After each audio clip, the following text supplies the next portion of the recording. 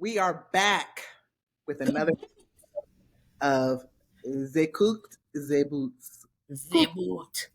Cooked They Boots. So, this episode, I am interviewing my sisterton, my good sis, about her story time.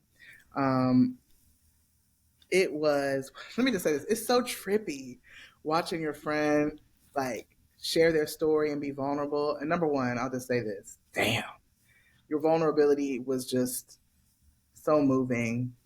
I had someone comment to me that they were just like floored by your authenticity, by your transparency, even just crying on, while being recorded. Like, and I know you, so I know that that was hard. You know what I'm saying? Like, that's what I don't get. Let me not get started. How do the Saints, like, how do people be recording themselves? Like, they be in selfie mode crying. I miss that. But watching this particular episode, it was just like, dang, she really she just let it be. You know what I'm saying? We could have chopped some parts out. We could have cut stuff out. We didn't do any of that. We never do any of that. And so Yeah, I just commend you. Just commend you thank for you. for sharing. Number one. I definitely had thoughts of doing so. We ain't gonna lie. Yeah, It's not. when I got up in the episode and walked off, I was like, "Oh, I'm about to start over." Yeah, I had those thoughts. And even after that part, I feel like I kind of pulled back some, but I was as transparent as I'm emotionally equipped to be at this point in my journey. that's a word. That's good clarity. So manage. Listen, ain't no expectations because we just doing the best we can what we got. Um, Shay. so there are questions, things we would like to hear you elaborate on. Some questions that some saints asked me in regards to watching your episodes. So if you want to, is there anything that you'd like to say to kick us off? Anything you'd like to elaborate on before we begin? Well, the only thing that stood out for me from watching it, because I did my own, I edited the clips for the show to, engage you all and have you come back and watch that episode the following week. And I watched myself. Although my sister was very helpful and supportive, she asked me, did I want her to do it that week? But I continued on, even though it was me and I had to watch myself. Um, I feel like I kind of made light of my time at home, Hmm. where the prophecy sent me. I actually, in one sentence, I just say I did my year. um, and it was so much more than that. Yeah, It was so beautiful. It was painful. It was eye opening, and it wasn't just other people. It was me too. How I engaged. Um, and the parts of my story that I'm responsible for, if not all of it, because my belief is that we are presented with things, um, even the parts of our childhood that we can't control. When we're not in control of our environment, that's a part of our destiny. right. And yeah, I just saw all those things that year, and I chose to do it in a very particular way. Um, Least amount of drinking in terms of alcohol, just facing stuff head on with my own mind and my own clarity, fasting continuously, repeatedly, juicing. And I did skim over those things, but there were conflicts with me and my mother. There were moments where I was triggered that I didn't see or expect. There were conflicts with, myself and some of my siblings throughout that time. I did touch again on the type of work that I was doing was outside of my element, working with uh, uh, children on the spectrum, adolescents on the spectrum. So I didn't just do the year, like, oh, I'm checking a list. I really engaged and I really went in there.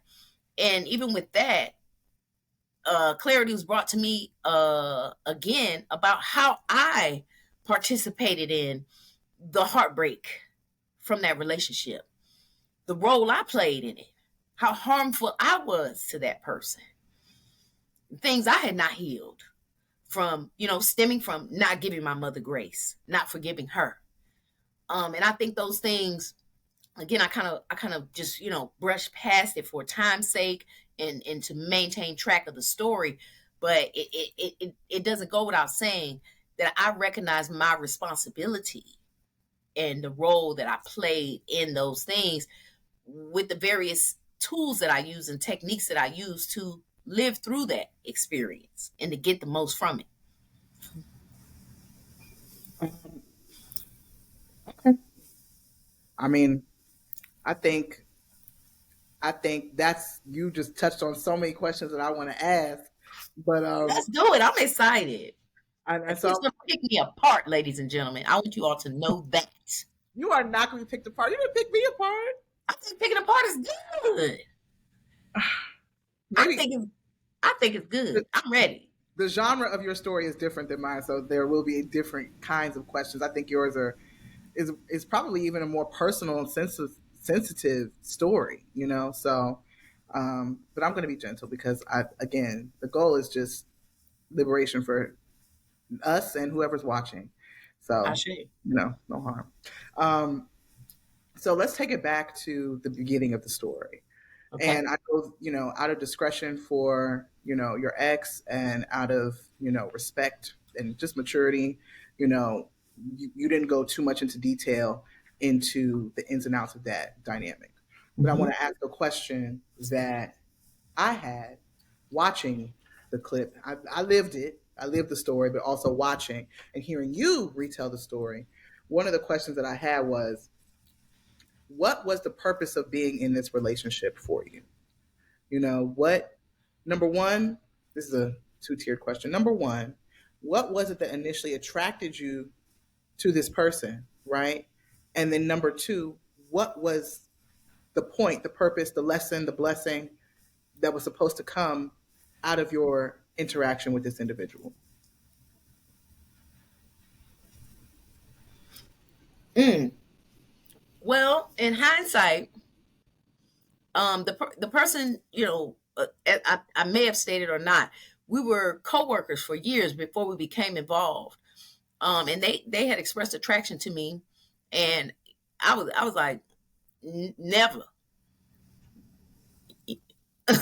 I mean, that's just honest, When they expressed that attraction, I was like, I'll never talk to that person for physical things and for character things that I saw. Um, so I don't want to discredit my love for them or my choosing of them, but I feel like I was in a place I felt very lonely when I chose to be with them. Um, I was coming from a place of like my uncle has this uh theory that you should date someone who's your number one fan, and that's what I felt like I was doing. This person likes me. They've already chosen me. I know they into me. I can change the other things that I don't like. That was where I was starting off on the wrong foot. Yeah, I wanted to come in and make this person into what I wanted, but I like that part that they like me. right. They found me attractive, you know, and there were some other things too that we were involved in as coworkers and not romantically involved, where I found myself being protective of this person. Like I Hmm. didn't know where it came from. Um, I don't know what encouraged me to behave that way, but I felt like maybe it was something that was almost like a chemistry or an attraction that was outside of my control. And maybe if I removed my judgment, it could grow into or blossom into something that could be, beautiful and beneficial for both of us in terms of a romantic relationship. Yeah. Yeah. Um, that is my first answer, if that's clear. Hmm. Um, and secondly, in hindsight, what I got from the relationship is, I mean, and I stand on it, and maybe people disagree, but I think, we seek often in other people the love that we're supposed to give to ourselves firstly. Yeah. And so, because to me, even coming into a relationship, think about what you can change about a person is crazy, to say the least. Right. It's psychopathic. Because first of all, why are you trying to change somebody else when it's hard enough doing the work to change ourselves and to make them fit into some type of, ideal for myself when I haven't even fit into my own ideal, Right. you know? So I think this situation was not only a catalyst for me to, return back home, because that's what it uh most profoundly did. But just on an individual level, it was there for me to see those parts of myself that wants to put my desire for family and relationship before my responsibility to myself as an individual. Like I said in the episode, while I think it's a noble cause to want a family and a relationship, it should not come before what I feel like is, my own self definition and my purpose. So I think this relationship was supposed to show me that. Yeah.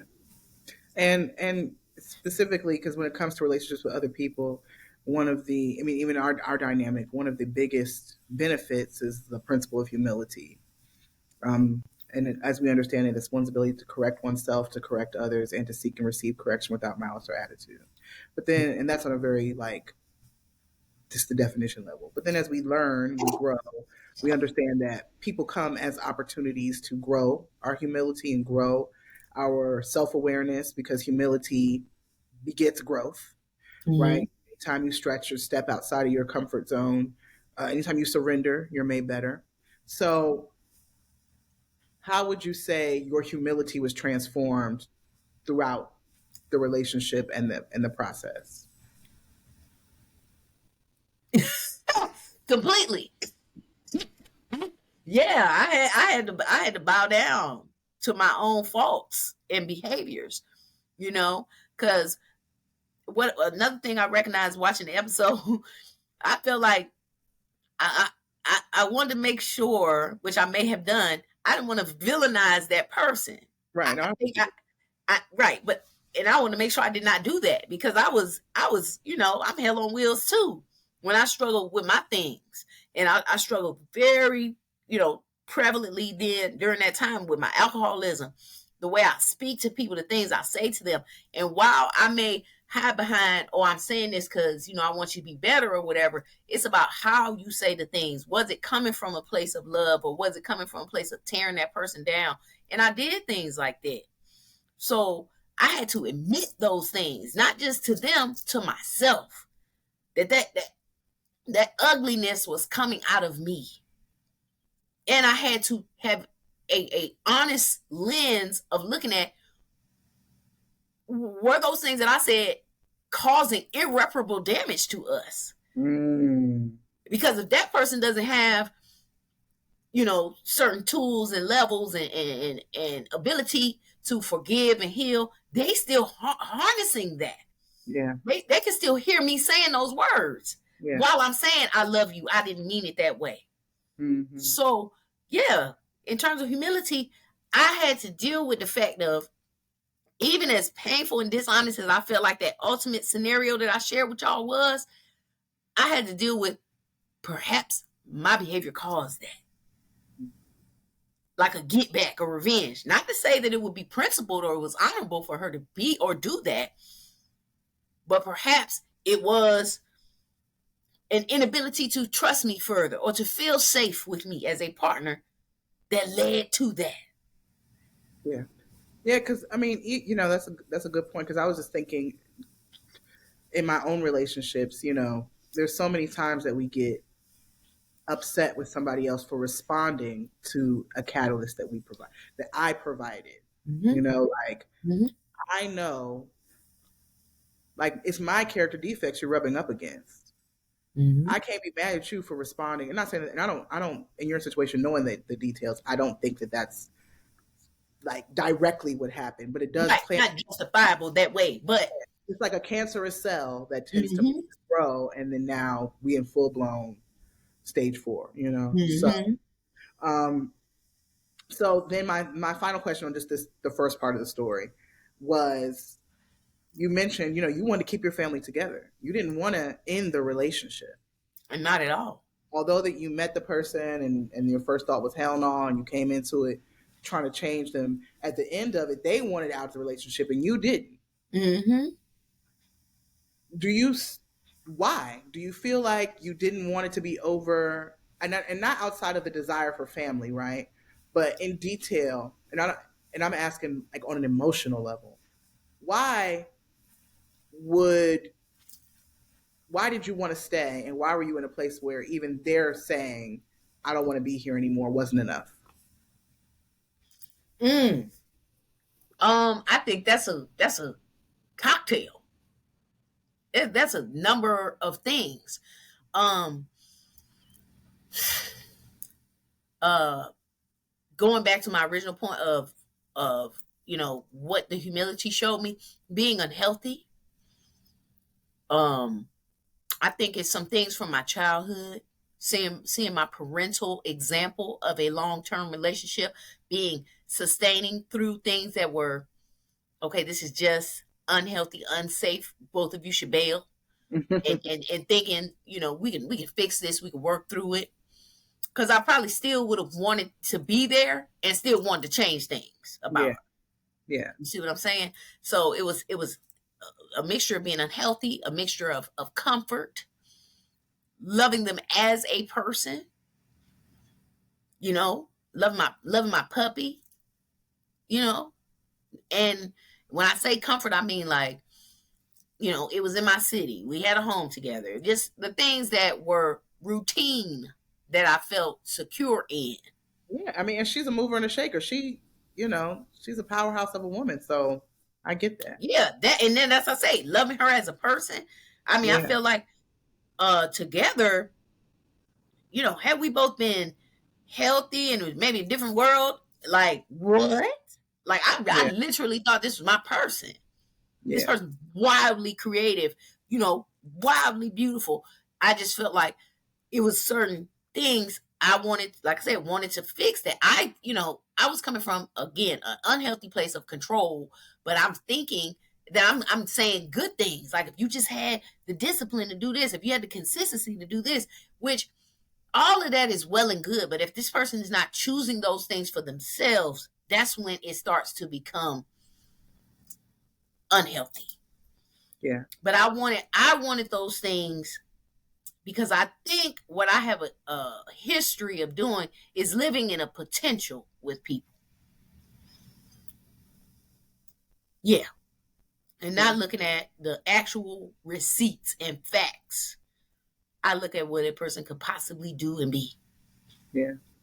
And also, especially, and on top of that, we like, as you said, self mastery is our first job.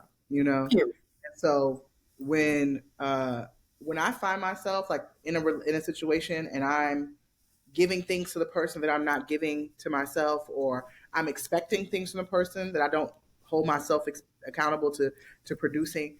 That's why relationships are just such strong mirrors of humility, because it really Mm-hmm. gives us an opportunity to show us the truth. Mm-hmm. So let's transition now to the moment where you finally surrender and you say, I'm going back home. You've gotten the word from the prophet at church. This whole Mm-hmm. thing has been ordained. The relationship is not going to work out. Things have come to a close. You miss your first flight Mm-hmm. because, like you said, you went back to spend more time with her again. Mm-hmm. And I think that was so beautiful that you shared that, because it's raw. You know what I mean? It's true. It's like we all been in situations where it ain't work out, it ain't good for you, but you still, like you said, because the comfort, the behavior pattern is still the same. I don't want to use this an analogy Please. in a funny way, because it's not funny, but it's going to sound funny. But I'm just giving that disclaimer now. But I'm being serious. You know how you ever seen that documentary where they took the polar bear out of the zoo. There's a Hmm. polar bear that they had in a attraction exhibit, and the polar bear, what it would do would just start circling the tree over and over and over again. And then ultimately, they took the polar bear and put it back, in the Arctic where it could be free. And the polar bear found a tree and just started walking around it. Mm. And so, I'll just say kudos to you for that transparency of vulnerability because people judge stuff like that. Like, why you ain't leave? Why you ain't, you know what I mean? And it's like, no, because this is real. This is how people feel. And I'm not a light switch where I can turn things. I mean, look, I started a relationship not even liking the person. And now look, I love them beyond what's healthy. Mm-hmm. Uh, Mm-hmm. but in that moment where you talked about, uh, well, there was a quote that you said, there's a time for celebration. There's a time for celebration and there's a time, I wrote it in my notes.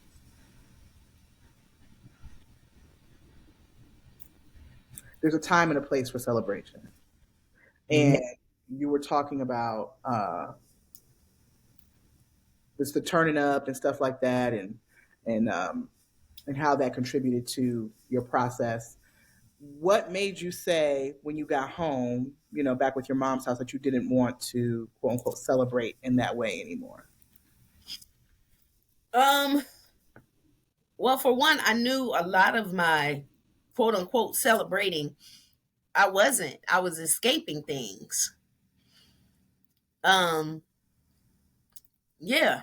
I knew I was using party, alcohol, certain things as distraction from things that hurt me that I had buried, that maybe from the past, and maybe more immediate things in my life. And also, we've been in our rites of passage situation, and I frequently, when I know I need to change something, that's where I go into getting as clean as possible. And I mean that, on a physical, external level as well as an internal level. And that's where I wanted to be. I questioned every part of myself. As I stated in a certain part of the thing, like, I didn't know who I was anymore. I knew I wanted to be something different because I started to question, if I'm in this world of hurt, if I'm in this pain like this, the rug's been ripped from up under me, and my whole life is in a whole nother place.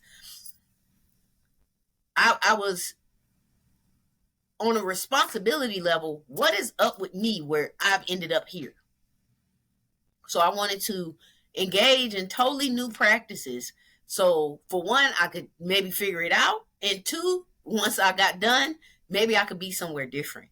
Yeah, Like, because it made me ask myself, what is up with me that you've attracted this? right. Yeah. And so you talked about that moment of surrender and that moment of going home and getting on the plane, and you said I was going to returning back to my childhood home. You know what I'm saying? And reference feeling. What was that moment like? And how do you what's your take on surrender now anyway? You know? Um, that moment was scary. I didn't want to do it. I was reluctant. I faced that before we, journeyed, did our rites of passage. I was kicking and screaming. I was begrudgingly journeying, but I'm not a whole fool.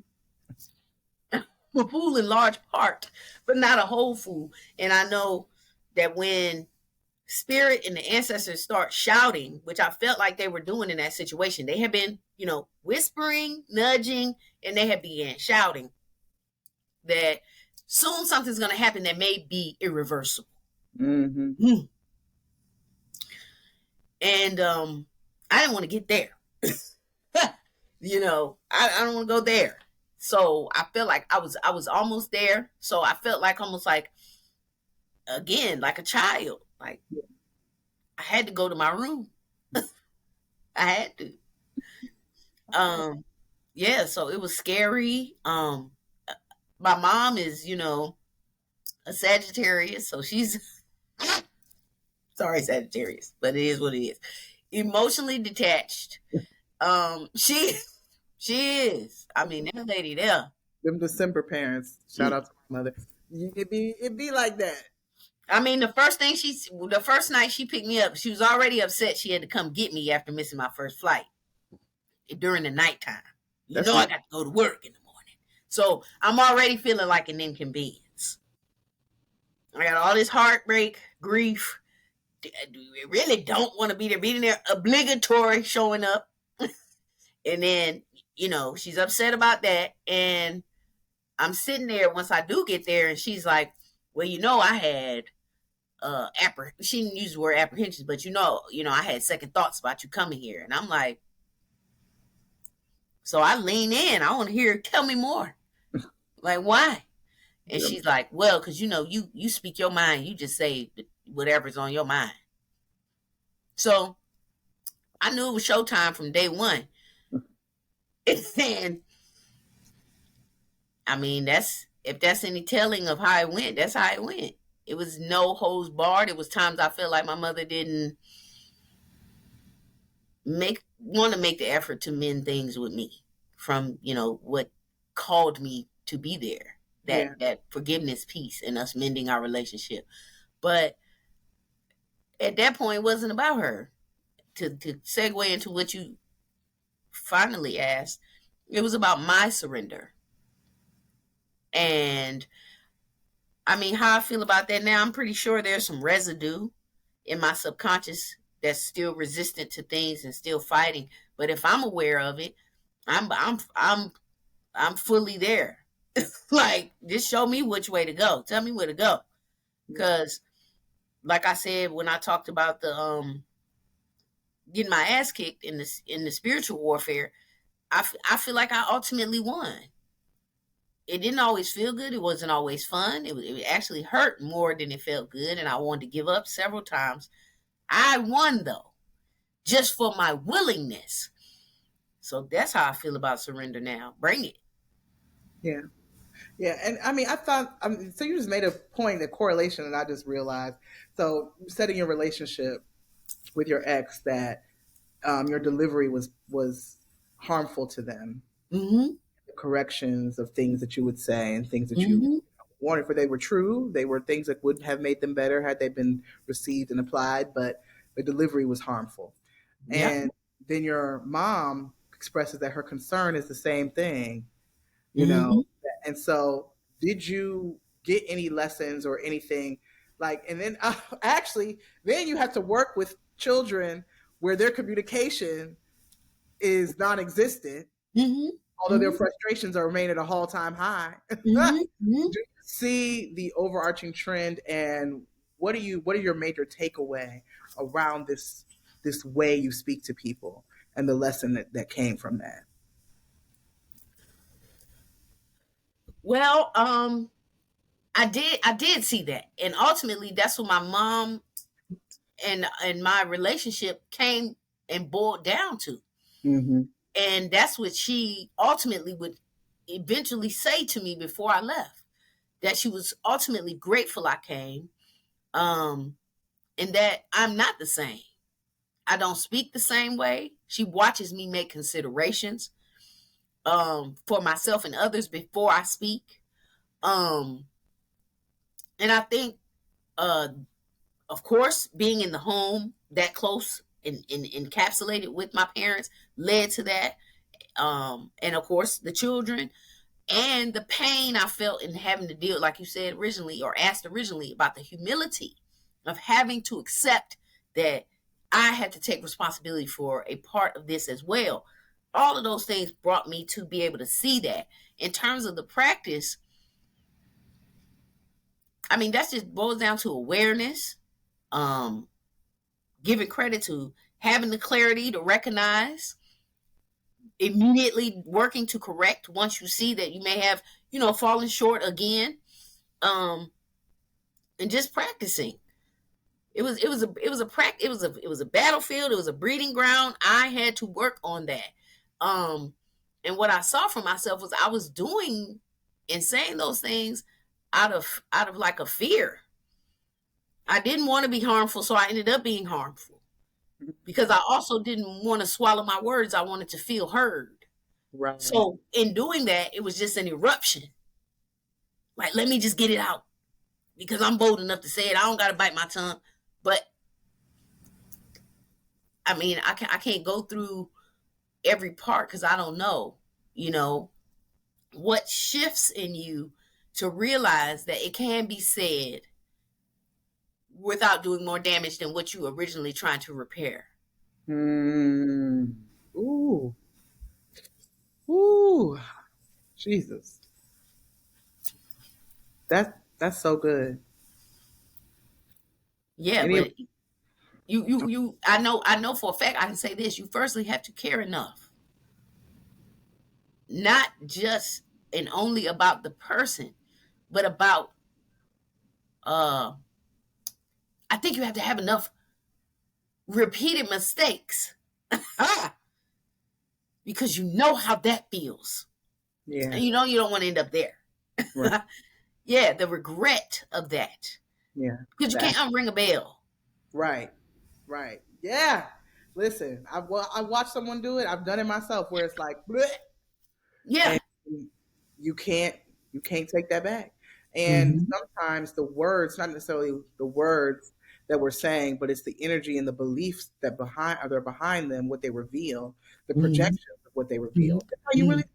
Or you've been carrying, or even the amount of you've been carrying it this long. That used to be Mm-hmm. one of my things for me, when it's like, oh, you finally bring it up. Damn, that was 6 months ago. We've been functioning, and I didn't know you had Anna this whole time. Like it's like there's such an art to communication. Mm-hmm. And what I'm realizing is the more we grow our emotional maturity, the less likely we are to have conflict in communication because we can be authentic and timely and compassionate. And I think you've done amazing work. Thank I you. see you press. I see you fight to be honorable despite what the emotions say. Mm-hmm. And I think that that was probably one of the biggest lessons that I saw was, you got a heavy dose of patience, grace, working in the field you had to work in, working with your parents. No, baby, hold on, y'all. Ah! I'm not gonna go too far, but I was in childcare and I was raising people's children who were not on the spectrum. Okay, Allegedly. allegedly, and I was full blown in them junks, liquor cabinet. And then, yeah, imagine that. Because let me tell you, Try. after a day, I go get me some berries. And I didn't live that way. I I was know. I was there in there. I commend In you. there. Just our conversation about what it would take, just your recap of your day, and be like, baby, I'm Cam. ducking what? I'm Ducking and in the dodging back, and like dodging. something back. I'm like, you don't want to just move, don't want to just come back. Fuck that, leave that shit alone. God don't want that for you. Baby, this one and elders was like, I don't God think you're supposed to be there. Baby, it was so intense. And I know these people have my best interest at heart. I know these folks love me. serve for you. Concerned. You hear me? Concerned. It was serious business around there. And After it a few months, I started to understand and see the bigger picture because God already knows. It ain't for our human eyes. mhm. God orchestrates all And I things. knew I wasn't gonna let whatever you want to call it. Satan, Lucifer, the adversary, whatever you want to call it, they wasn't finna win this one. You're not getting this one. So I refused to stop. It was days. It was days and it was circumstances. But no, no, no, no, no. I was there for a reason. I needed a healing. I needed it. And so ultimately, you feel like you walked away with a level of healing. In what way? What is the healing that you received, that you experienced, that you live in? What's the growth that you got out of this whole journey? Forgiveness, of my, that my parental situation that originally, hearkened me home. Hmm. Um, Acceptance, um, being clear about what it is that I want. I mean, I still struggle with that in terms of romantically. Um, because again, as you saw in the second portion of the storytelling, I was presented with something again, and I saw parts of myself that behave in a certain way, um, like it's like it's out of my reach or not possible. So I'm still in that self acceptance piece. Still learning my own uh power and listening to myself instead of seeking some type of outside gratification. But in overall for that family piece, it's this acceptance. Like my mom is a woman, a person. And even when I think of age wise, I shared with the people at that time when I went home, I was 42. The things that happened between my mom that fractured my relationship, my mom was probably 15 years younger than I was at that time where I had to go home. So having to exercise a level of grace, like, whoa, you was 20, 25 raising a child. You was 30, 31 when, certain things took place. And I'm here, I am 42 and needing to go back and recoup and recover. Right. Yeah. So just having a level of grace for her as a human being. Nobody gets a manual to life in itself. Nobody gets a manual to parenting. And when I left, it was crazy because I left on the exact day that I got the prophecy. I left January 15th, 2024, and it began to snow, and we were holding each other and we were crying because I didn't want to miss my mom, and I just didn't expect that. But I was grateful because what I did know, and I believe spirit knew, was I didn't want to let, while I felt like I was right and justified in my anger that fractured our relationship, I didn't want to let too much time pass without truly addressing it. Coming in my mother's living space, because you can't escape that when someone's downstairs and you got to wake up and see them in the morning. You can talk about something on the phone. You can, because I went to counseling. I wrote her a letter about the things that upset me and, that caused our fracture. But to be in my mother's space, and for us to share our living space, it just took everything to another level in terms of addressing it. It was again, it's inescapable, and you have to make a decision. What do you want? And I wanted our relationship. It doesn't have to be perfect. I don't have to completely understand her. I wanted to accept and love her for who she is. If I claim to be grateful for life, being here, that's the only way. Her womb is how I got here. Well, and I'll just say, um, yeah, just from your mom's perspective, or devil's advocate, Mm-hmm. Mm-hmm. um, not necessarily talking about what fractured the relationship, but Mm-hmm. on the return home, your daughter is 42, coming home, and if anybody's ever had their own place, you know how important your space is. You know uh, Mm-hmm. how the way you're treated within your space. It's certain stuff I can't believe my parents let me get away with. The foolishness, the self-centeredness, the immaturity that I would even participate in, and now I know how hard it is to maintain a household. Mm-hmm. So for her to push past her apprehension, I'm just thinking about all the things that had to correlate at the same time for this, you know baking situation to come together. Not All this the thing. ingredients, all this cook for the cooking. And so, do you Mhm. think without this situation, you would have been able or have been even so eager to do the healing work? You Absolutely not.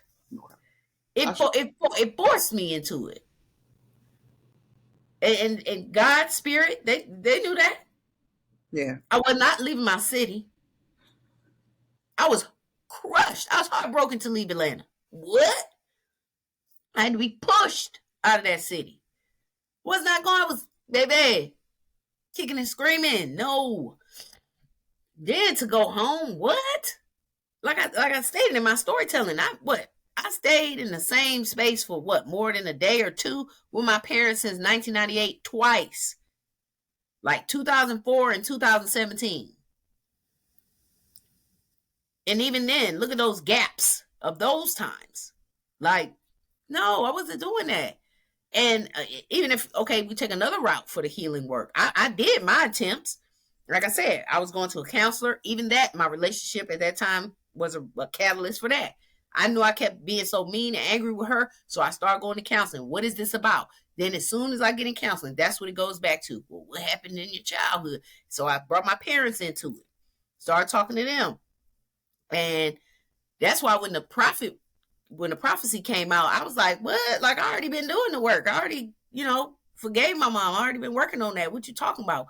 And much like spirit often does, there was another level that yep, I couldn't necessarily orchestrate. It's like, you know what you know, you know what you don't know. You don't know what you don't know, though. hmm There's a piece that you don't know that you don't know. And it was so deep seated, deep rooted. I thought I was done. I thought I told them what I need to say. But it wasn't just about that part of the verbal. Again, I had to get in their space. We had to get in each other's spiritual space. And of course, I didn't see no way for that to happen because how? right, They live over there, I stay in Atlanta. How that's going to happen? right, So it had to happen that way. It was divine orchestration that, of course, I couldn't have no part. My little last little fledgling part I tried was calling my mom, hey, I got this prophecy. yeah, That was it. All the other parts, me staying with her falling out of love, her not wanting to be with me, the being with the person, all of those things, it just all fell where it was supposed to fall. yeah, yeah. Okay. And my last question is about the the uh, part two. So Once this is I'm the in way. Atlanta. hmm This is my understanding, right, of how spirit works. You get a lesson, right, and then spirit gives you a test. It's like you Mm-hmm. go to class. First, they test you and they see what class you need to go to, and you find out you're in a remedial class. And you go down there, go down there where they got a special person to sit right next to you, help you do your work. Oh I call those the ancestors, but it's really a paraprofessional. And so while you over there getting that good tutoring, now it's time for tests. Did you retain the information? And then you come back to Atlanta. It's a nice little hot thing, waiting, ready to, ready to function, sliding in your DMs of all places. And now, not only do you find out that this mug no. done is showing in residual remnants of the last mug, Mm-hmm. right? As far as ambiguity around sexual preferences, Mm-hmm. um, and I won't say Involvement. involvement, already being involved with multiple people, representing Mm-hmm. that you're really about me, but you're really not about me, and I'm out Mm-hmm. here whining and dining, and you and you rolling and holding. So my question is, what did you pass the test the second time? Did you were you able to identify the test as it was happening? And what was the takeaway from the situation?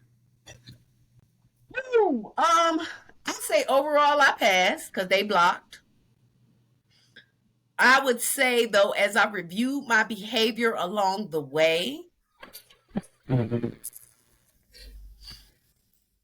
I should not have unblocked them the first time because I had already recognized that this wasn't meeting my standard and matching the expectations that I have for myself to be involved with someone. Um, so while I thought I was being cute by having arm candy in a particular situation, it ended up so-called or backfiring on me, Yeah. bringing the lesson to a shout again, if you will, because I had already saw it when it was whispering, and I Mm, acted accordingly. But once I chose to pull the latch off and let them back out, then it got the shouting. And um, yeah. But again, overall, I feel like I did well. I'm not gonna flex for the people. Like I still think about that food. That food was sexy. the truth will set For us. real. That food sexy. Nobody's The got time for. pie. She was a gorgeous lady. She was gorgeous. Mm. But again, there were things I wanted to fix. That wig. Can't help it. I'm still in process. Let me tell you, this is what I love because we're not on here pretending to be Buddha. At This, all. I want y'all to know you actually get a. I want us to stop this shit. We said we said that we were going to just let them come in on our conversation. Now, it's some stuff we cannot say on here. Yeah, That and we want to remain orderly. We want to stay on task yeah, and yeah, get the point across. but y'all gonna get Y'all well. gonna get this dish. Y'all gonna get this dish. Y'all gonna step. Y'all gonna get and y'all gonna be in this kitchen and it's hot in here because we making all kind of habaneros and Ah, ah. I'm sorry, Spirit didn't give me the life I live and the lessons that I get, and it wasn't about to be lit on this podcast. So if you're upset because the lady's wig was turned, I was, because you know the little the viewers, if they're upset, then we don't apologize. oh, okay. I thought you was asking me for explanation. No, I know you were upset. I know you were highly disturbed about what Yeah, lace, that lace, piece. What's the piece? what lace, The that lace. screen though. The piece it's The supposed to clothes, lay, and you're it's a, not supposed to be able to tell where it transitions from skin to screen door. And you could. It was raised a bit. And the first night, it was I understood because I was like, she probably was in a rush. She just got off work. It's Atlanta traffic. She didn't know she was gonna go on a date with me. I unblocked her. Whoopty whoop. The second time,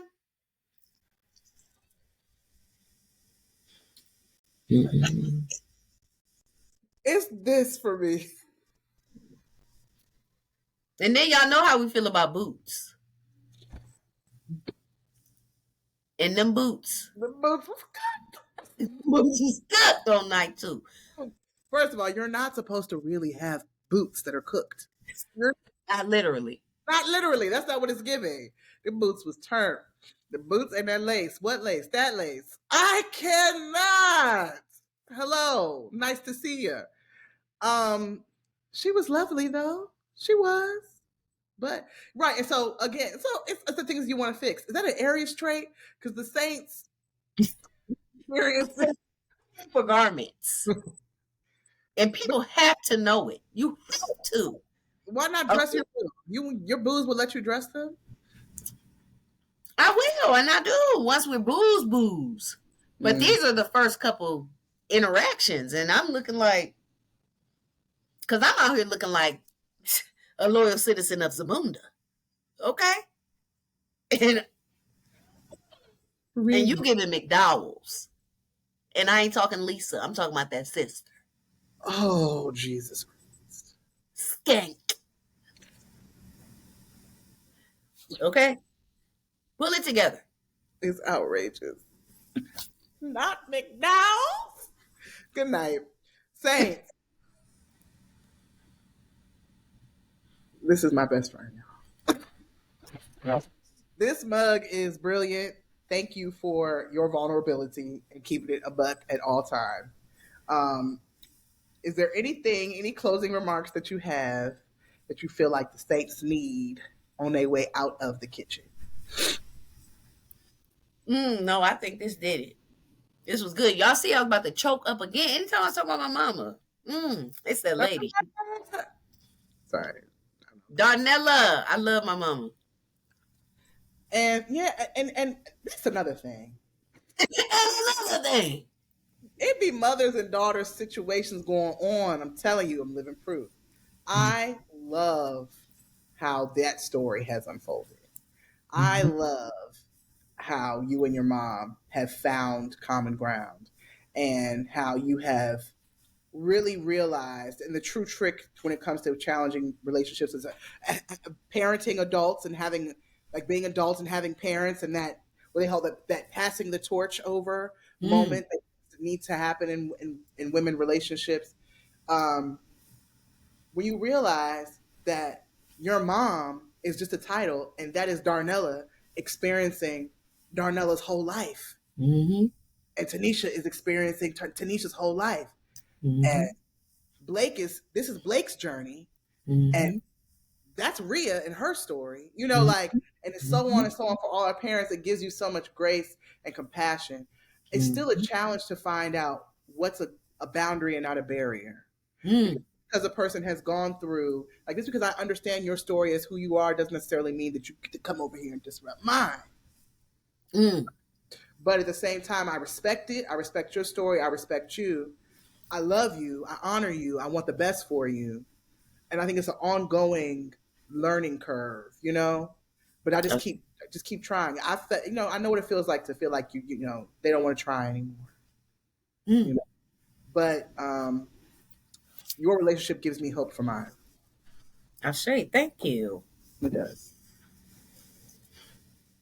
Yeah, I think they all have hope. The mother daughter dynamic. I'm still hopeful for love and romance. That is a thing for me, a huge thing.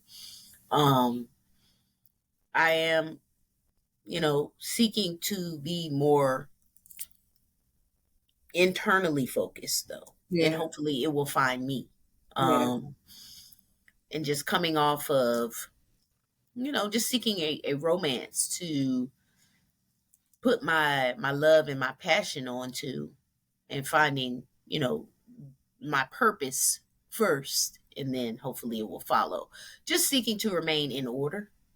That's all. And hopefully my move back and, adhering to the prophecy and all those things has placed me back in order. I And we'll say, continue to surrender so that we remain in order. I say, yeah, that's all I'm hoping for. Like, just lead and guide me, please. Ooh, when they was like, lead me. Because I feel like, if Tanisha choose, I don't never make good decisions on that. As far as where I'm supposed to be and how I'm supposed to be there, that ain't my bag. I ain't supposed to. I'm supposed to just seriously, follow you direction. just, you just have not done well. When I look at my whole lineup, I mean, they looked good during that time. Some of them have not aged well, but they looked good at the time, and we had a good time. We had fun. But Good for a time, not a long time. man, whew. Yeah, But yeah, I just pray that I stay in my purpose, and I'm grateful for this work. yeah. I'm grateful for this work. I mean, I'm grateful for the. I'm grateful to have been given a person. I'm grateful to have been given a person like you as a friend, because Mm, because we both live real life. We've been through traumatic experiences on both ends, but we both are truly committed to being our best selves in spite of frustrating moments. We are. It's just tried and it's true. just a period. It's just a given. I'm Yeah, not, it is. and the opportunity to mirror our lives, it reveals things and helps me learn and be a better person. You I know. think our names say that. Well, That, that spiritually, of course, our paths have crossed, and we're here together as sisters. But I think the fact that those are our names, it is a testament to we were on this journey before we even knew we was on this journey of growth and mastery. And every lesson has led us to this space. I just got an idea. We got to do an episode. We got to do an episode about our journey. Whoa. Are we gonna have our siblings join us? Uh-oh. No, I think it's a good idea. I think Oh, you okay. I thought that look was like, why would you ask me that on camera? This lady's hilarious, yo. no. I swear. I'm saying this is a good idea. I think if there was anything on my face, it was the work that was going to take to get everything. Oh, they ain't gotta be all there and they ain't gotta be all at once. It doesn't. No. Well, We just have people come in for a couple minutes, add your piece, whatever. Because I mean, I think we should map it out. That's a very detailed part of our lives. Like a lot of things happen. We have to figure out what we're gonna disclose because there's some things we cannot. You know what I mean? Yeah. So you're gonna have to chew on that one. we should do it though, so people have context about some of the stuff that we're talking about. Exactly. It might be that's going to be several episodes. That ain't just one episode. Exactly. That's what I'm saying. That's why the people are featured. They just come in and they go on. And to piggyback off of what you said about our friendship, I thought of this probably like a month or so ago. Whenever I was in Atlanta, we were together, and the pictures had come out, and I looked at them, and I never shared this with you, but what I thought about maybe a couple times since I've seen those photos, I was like, sometimes you meet people in life where, like, you could just be done. Like I know our friendship to me is like you could close the book on this one. You know what I mean? Like if I leave here today, this is one of the spaces and places in my life where I feel fulfilled and gratified and I'm good. I'm done. Like that's a space for me like that. That's the sanctuary of our sisterhood for me. Yeah. And I see that when I see the new images where we're laughing together. It's like that's my forever sister. Forever. Mm-hmm. And those pictures, it's so funny to me because I think about those laughs. It's like you would think that it would be hard to conjure up something like that. You know what I mean? But it was it was shockingly beautiful, easy and beautiful. Where we would just be like, okay, just the banter, just over nothing. I don't even know. It's something that we talked about, laughed about while we were there. We went too far. We almost couldn't come back because it was so. They were like, all right.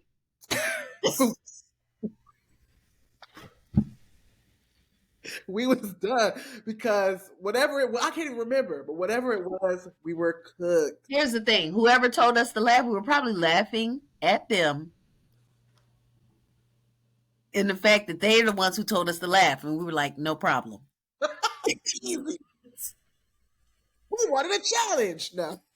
We've been holding this whole time. No. Yes. Oh shit. Okay. So